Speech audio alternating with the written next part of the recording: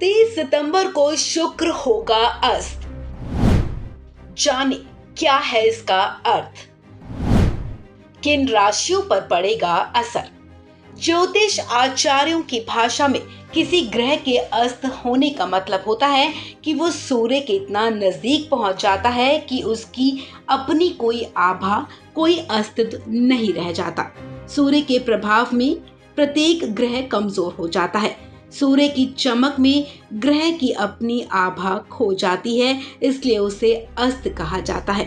आपको बता दें, वर्तमान में सूर्य और शुक्र दोनों ही कन्या राशि में चल रहे हैं, लेकिन 30 सितंबर यानी कि शुक्रवार को गोचर करते हुए शुक्र सूर्य के इतना पास पहुंच जाएगा कि वो नजर ही नहीं आएगा, यानी कि शुक्र अस्त हो जाएगा।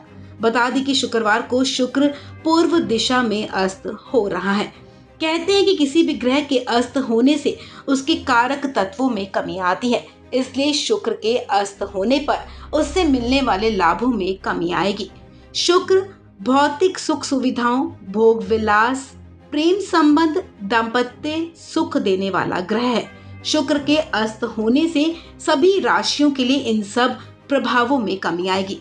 ज्योतिष आचार्य की माने तो शुक्र को सुख समृद्धि का कारक माना जाता है। इनके अस्त होते ही विभिन्न राशि के जातकों को सतर्क रहना होगा, क्योंकि उनके सुखों में कमी आएगी, लोगों के उत्साह में कमी आएगी, साथ ही वैभव, यश और कीर्ति में भी गिरावट आ सकती है।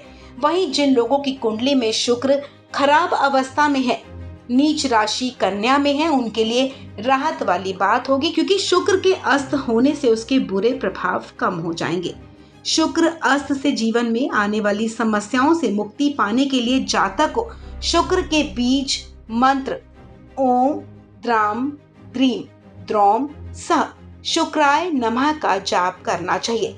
शुक्रवार के दिन उपवास करने और प्रातः काल में शुक्र देव को जल देना शुभ माना गया है।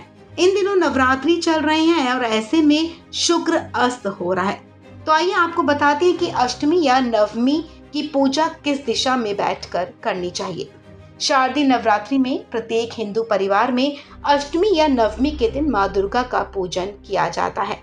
इसमें दिशा का बड़ा महत्व है।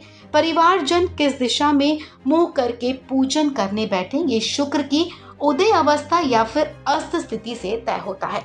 शुक्र अगर उदय अवस्था में है तो वो जिस दिशा में उदय है उस दिशा में परिवारजन मुंह करके पूजन नहीं कर सकते, यानी कि शुक्र के सामने पूजा नहीं की जाती। उदाहरण के लिए, अगर शुक्र पश्चिम दिशा में उदय है तो पूजा करने वाले का मुंह पश्चिम दिशा में नहीं होना चाहिए। इस बार शुक्र 30 सितंबर को पूर्व दिशा में अस्त हो रहा है, इसलिए अस्त अवस्था में पूर्व या पश्चिम किसी भी दिशा में पूजन किया जा सकता है। इस खबर में फिलहाल इतना ही। तमाम अपडेट्स के लिए आप बने रहें वन इंडिया हिंदी के साथ।